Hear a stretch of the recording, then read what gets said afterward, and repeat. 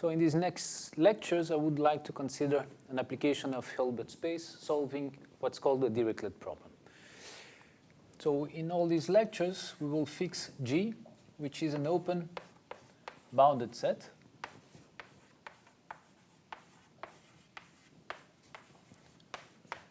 Which is a subset of R to the power D and a non-empty. So this is fixed, and I will not repeat these two conditions. And on this set, I would like to consider the following differential equation.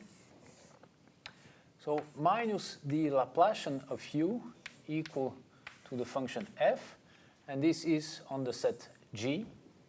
And then I will ask u to be equal to another function g on the boundary of G. So G, it's my open set. Partial G will represent the boundary of this open set G. And delta u will be the Laplacian. So let me just remind you that delta u, it's equal to the sum from 1 to d. Remember that we are working in d dimensions. And then I'm taking the partial differential of u on the ith direction, the second derivative of u on the ith direction, and I'm summing that over j going from 1 to d, and I'm computing that at a point x. So I'm fixing two functions, f and g. So f will be a function defined on G, taking values on R, and say that, assume for the moment that f, it's a continuous function. So it's a continuous function defined on G. And let's say that G, it's also a continuous function, but now defined on the boundary of G.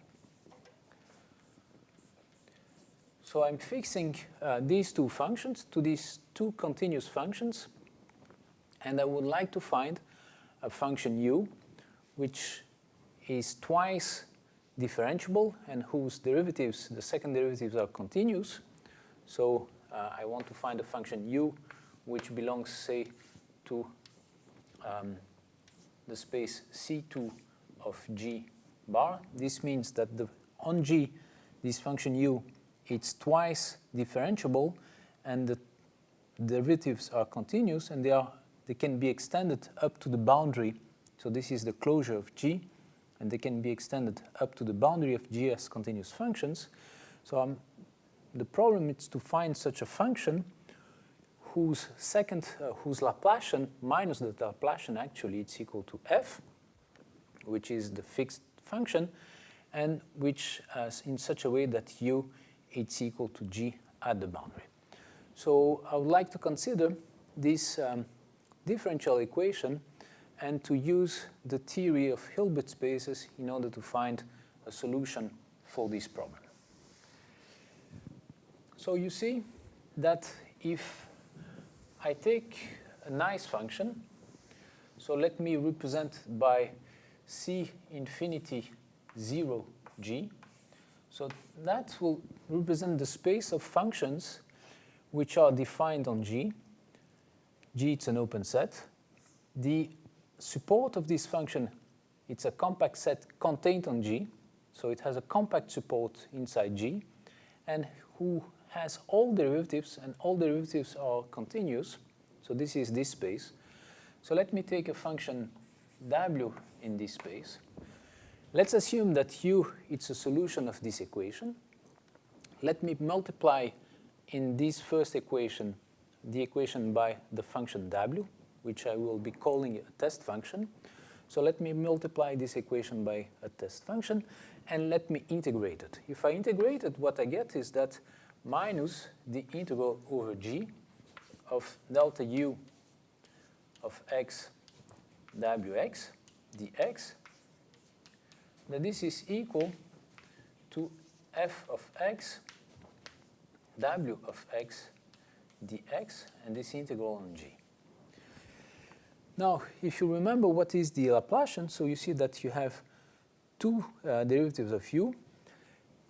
So let me, since w it's a smooth function, let me integrate it by parts, this equation. And since w has compact support, you see that w vanishes at the boundary. So if I integrate it by parts, what I get is that this is equal to the sum from 1 up to d of dxju dxj w of x dx, which is equal to g fx wx. So what I get is that if u it's a solution of this equation, then it also solves this equation. So let me call this maybe the Dirichlet problem, the first version of the Dirichlet problem. That will be a second version of the Dirichlet problem. So in the second version, what I would require is that for any test function w,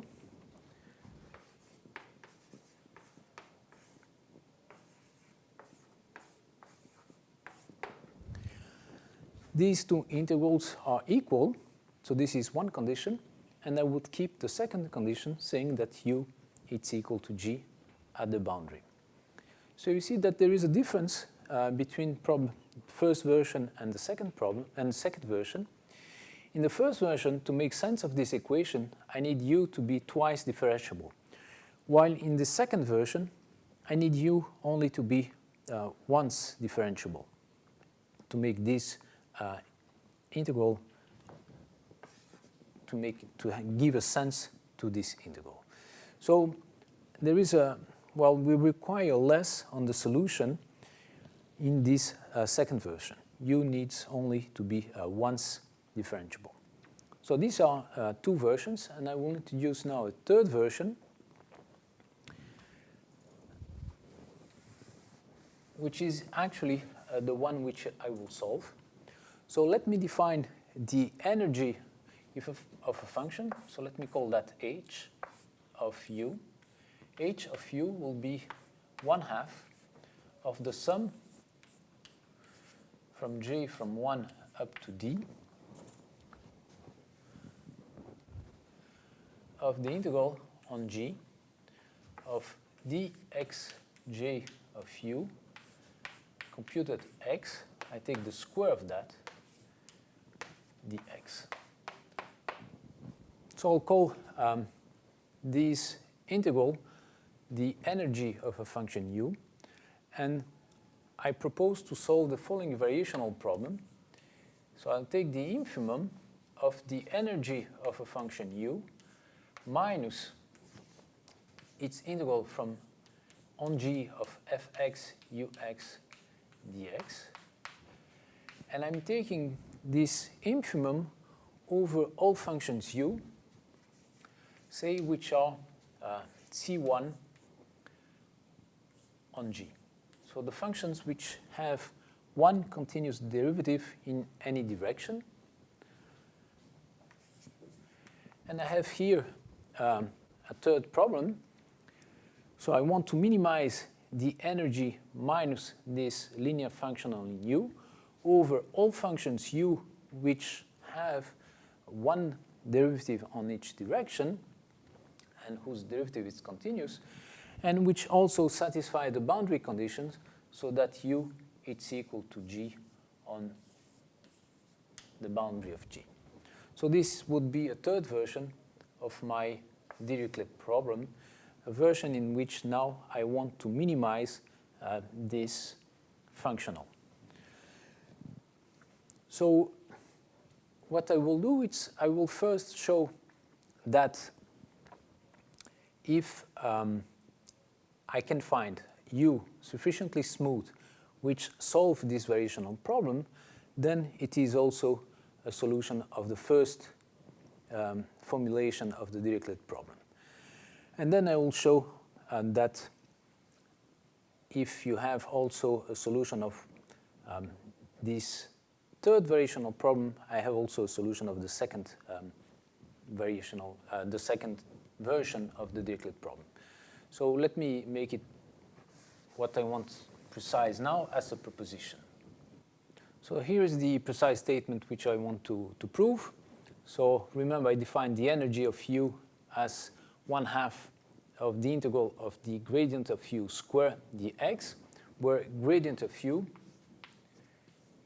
at x, so this is a vector whose first coordinate is the derivative in the first direction of u, computed at x, and the last one, it's the partial derivative on the dth direction of u, computed at x. So gradient of u from now on will represent a vector, a d-dimensional vector, whose jth coordinate is simply the the derivative on jth direction of u computed at x. So I'm taking, so this is a vector, I'm taking the square of the norm of this vector, and I'm integrating that over g. I'm calling that the energy of u, and I represent that by h of u. Now, what I claim is that, well, fix a function f which is defined on the closure of g and which is continuous, and a function g which is defined at the boundary of g and which is also continuous. Consider the following variational problem. I'm taking the infimum of the energy of a function v minus the integral of f v, and I'm taking this infimum over all v which is c1, so a function which is once differentiable and whose derivative is continuous up to the boundary, and v equal g at the boundary. So assume that we have a function u which is c2 up to the boundary and which minimize this variational problem. What I claim is that in this case the Laplacian of u is equal to f on g. So this is what I want to prove. And just to tell you that, well, this equation, which is related to this variational problem, it's called the Euler-Lagrange equation .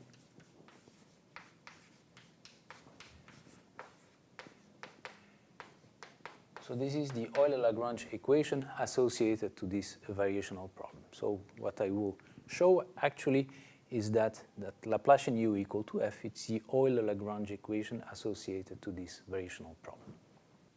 So let's prove a dilemma. So to do that, I will take a function w, which is a test function. So it's a smooth function with compact support on g. And now I know my assumption is telling me that this function u, which is c2, solves this variational problem, which means it minimizes. So let me fix an epsilon in R, epsilon, let's say, bounded by 1, say, in absolute value, and let me consider the function u plus epsilon w. Of course, this function is c2, so in particular it's c1, and since w has compact support in g, this function also it's equal to g at the boundary, because u is equal to g at the boundary and w it's 0. So this function satisfies these two conditions, and since u minimize this variational problem, what we know is that h of u plus epsilon w minus f times u plus h w dx, that this it's minimized at epsilon equal to 0. So this is larger than h u plus f u dx.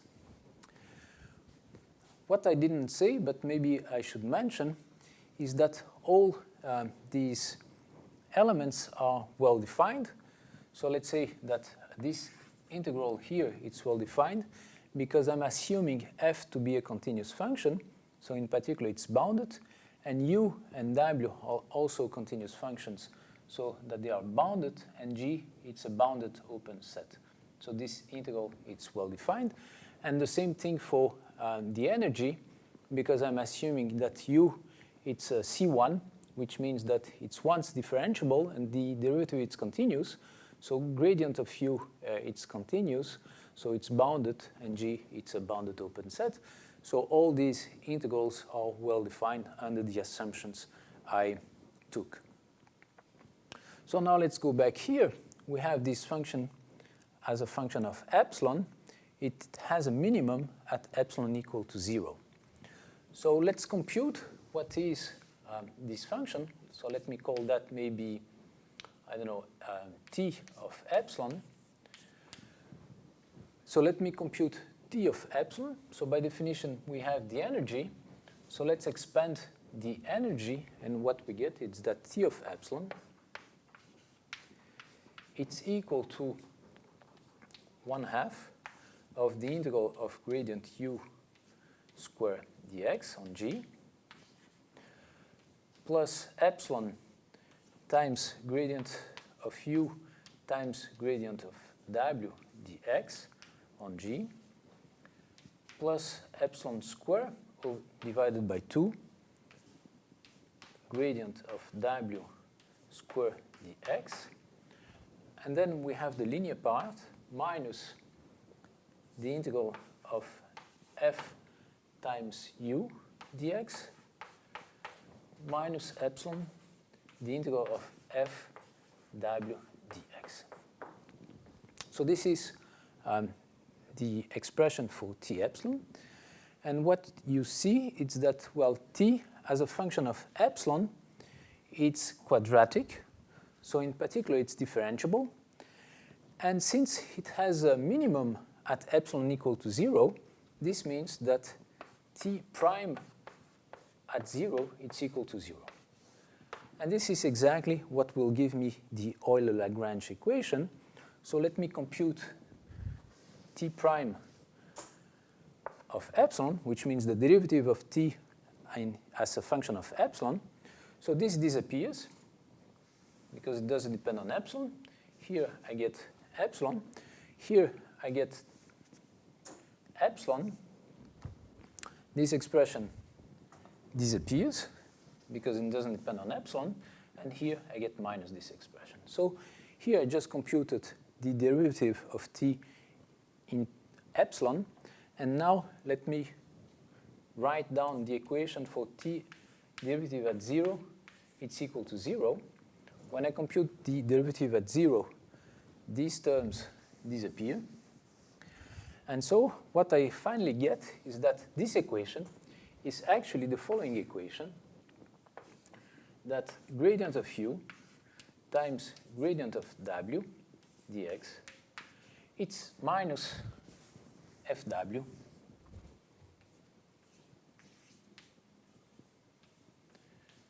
that this is equal to 0. So you see, this is the equation we obtained for t prime 0 equal to 0. So we get that this equation, this expression, it's equal to 0. And this is true for any w, right? Because whatever w I take here, I have that this functional, it's minimized at epsilon equal to 0, because u, by assumption, is a function which minimizes this expression. So this equation holds for all w in C infinity 0 G. Now, since I assumed that u it's twice differentiable, I can integrate it by parts here. And when I integrate it by parts, what I get is that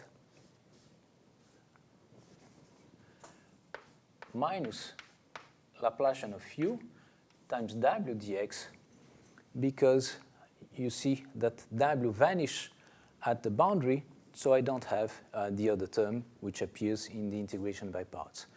So from this equation, what I get is that, since I have w, what I get is that Laplacian of u plus f times w dx, it's equal to 0, and this for all w in C infinity 0. And since this identity holds for all smooth function w, I get from this identity that the Laplacian of u it's equal, or plus f, it's equal to 0 on G. So this tells me that Laplacian of u plus f, that this is equal to 0 almost surely. Because when I integrate that with respect to w, I get that this integral is equal to 0. But since u it's in C2, which means that the Laplacian of u is a continuous function, f also is a continuous function by assumption, I get from this equation that actually minus Laplacian u it's equal to f, and this for all points in G. Because both functions are continuous and they are equal to 0 almost everywhere, so this means that actually this identity holds. So I just proved that indeed, if u it's a C2 function which minimizes this variational problem, then the minus the Laplacian of u it's equal to f, and u it's equal to G at the boundary.